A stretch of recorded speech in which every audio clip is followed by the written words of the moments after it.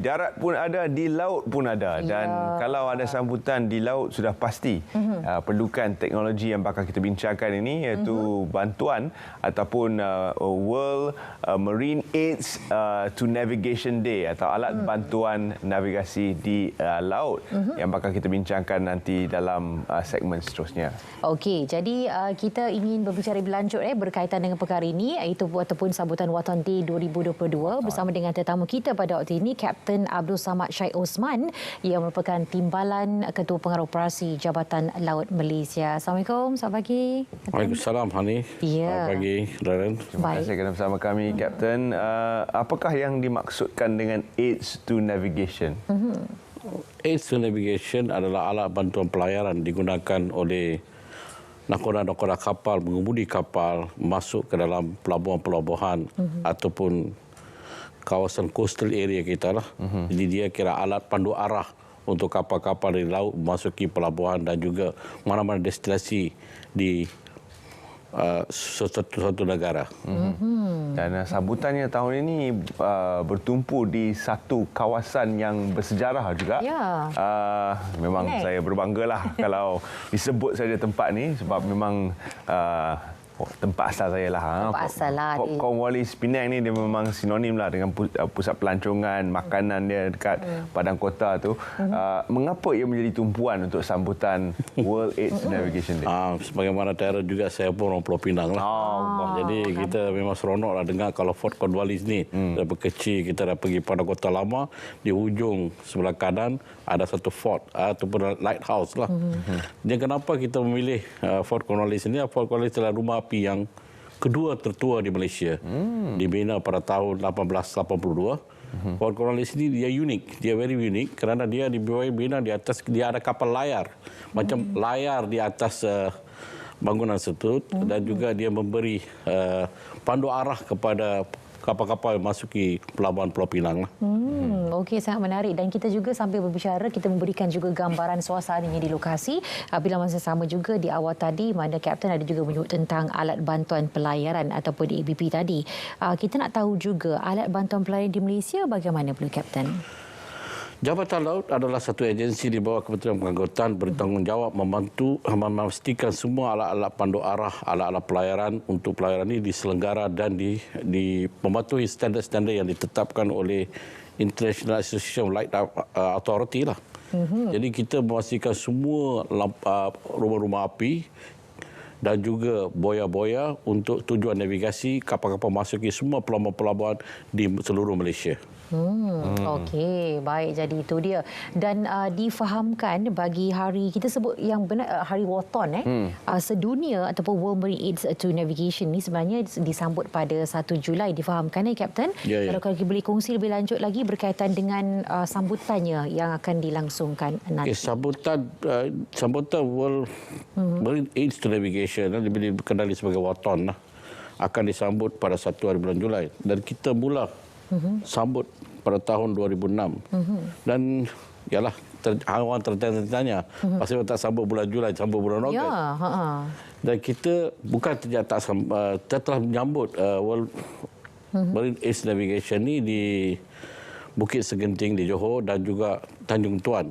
Tanjung Tuan adalah satu rumah api yang paling tertua di Malaysia lah. Kita telah mula sambut pada 6 hari bulan Ogos.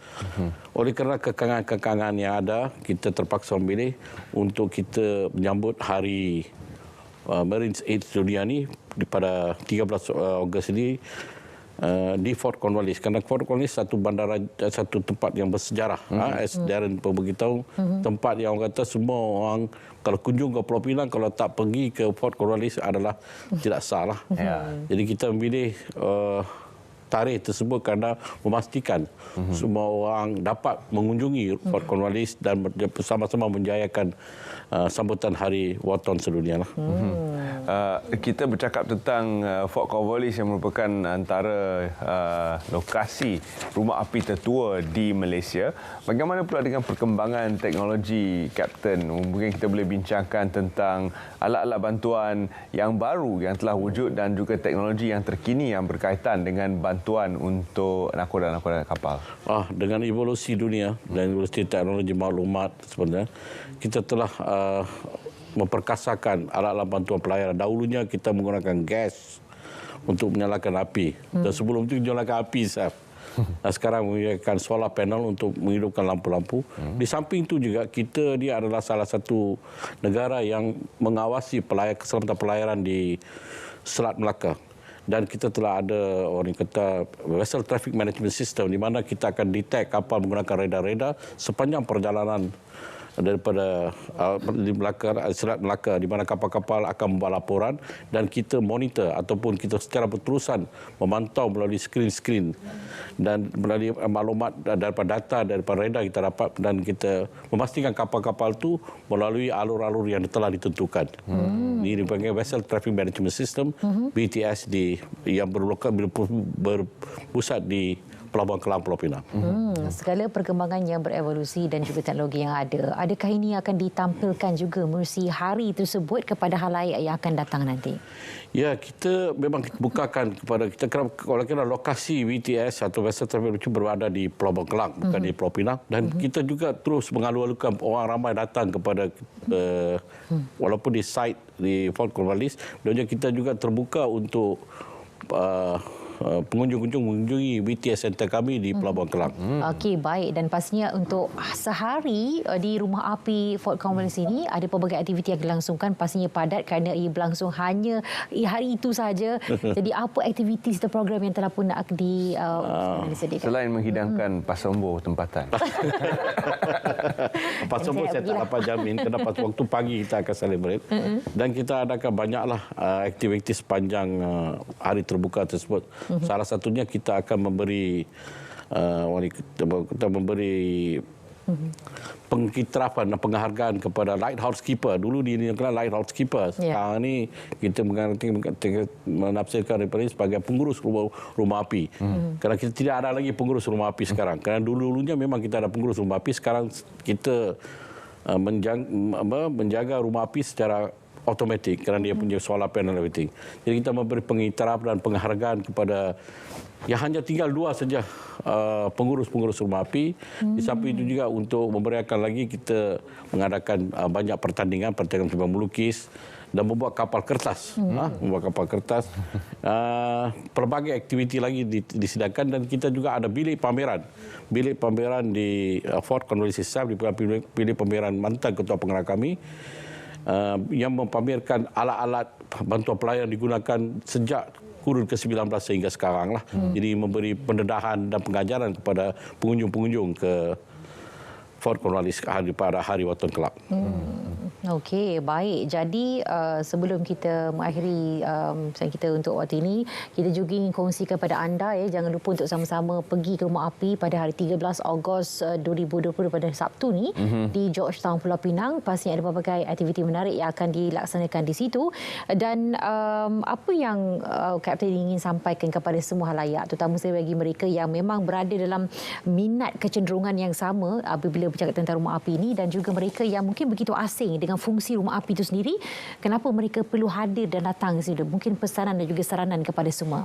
Terima kasih, Ani. Sama. Pesanan saya kepada pengunjung-pengunjung, rumah api ini kita buka sekali-sekala, jarang-jarang berlaku. Ya. Kerana dia adalah satu kawasan dikategorikan sebagai kawasan larangan. Jadi mengambil peluang ini pada hari 13 Ogos, kita membuka semua untuk pengunjung-pengunjung mengunjungi dan mengetahui lebih dekat lagi fungsi-fungsi rumah api dan juga fungsi bagaimana kapal-kapal menggunakan bantuan pelayaran ini memasuki Pelabuhan Malaysia, dan lebih pendedahan akan diberikan oleh pegawai-pegawai kami yang berada di situ dan akan menjawab banyak persoalan. Kerana ini bukan itu pada Kota Lama Fort Cornwallis is a historical building and historical installation di Pulau Pinang. Saya harap juru semua rakyat Malaysia yang berada di Pulau Pinang yang akan mengunjungi Pulau Pinang pada hari tersebut, iaitu 13 Ogos, beramai-ramai datang. Dan rumah api kami terbuka daripada pukul 9 pagi sehingga 3 petang. Ya. Baik, terima kasih kita ucapkan Kapten kerana sudi bersama kami, dan juga terima kasih kepada yang bakal berkunjung ke Pulau Pinang 13 Ogos nanti bersempena dengan sambutan Watan Day 2022. Ya, baik. Tadi kita bersama dengan Kapten Abdul Samad Sheikh Osman, Timbalan Ketua Pengarah Operasi Jabatan Laut Malaysia. Jangan lupa pergi ke sana, dan seperti mana Kapten katalah, tak jamin pasembok tak ada, tapi kita kena pi juga. Sebab dia tak jamin ada tu sebab